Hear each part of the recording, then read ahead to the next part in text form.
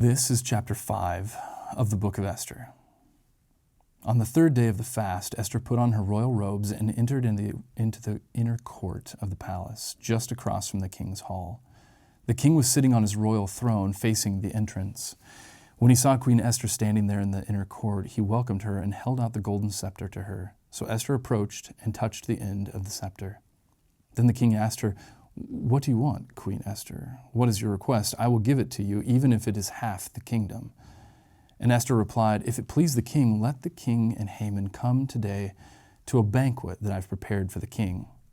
The king turned to his attendants and said, "Tell Haman to come quickly to a banquet, as Esther has requested."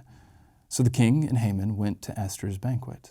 And while they were drinking wine, the king said to Esther, "Now tell me what you really want. What is your request? I'll give it to you, even if it's half the kingdom." Esther replied, "This is my request and deepest wish.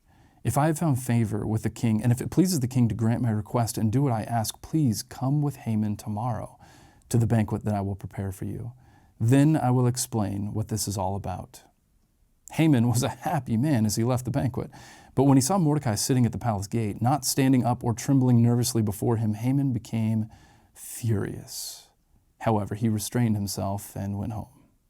Then Haman gathered together his friends and Zeresh, his wife, and boasted to them about his great wealth and his many children. He bragged about the honors the king had given him and how he had been promoted over all of the other nobles and officials. Then Haman added, "And that's not all.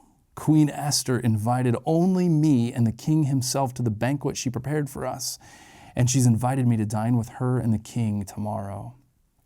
Then he added, "But this is all worth nothing as long as I see Mordecai the Jew sitting there at the palace gate." So Haman's wife Zeresh and all of his friends suggested, "Set up a sharpened pole that stands 75 feet tall, and in the morning ask the king to impale Mordecai upon it. When this is done, you can go on your merry way to the banquet with the king." This pleased Haman, and he ordered the pole to be set up. And that is chapter 5 of the book of Esther.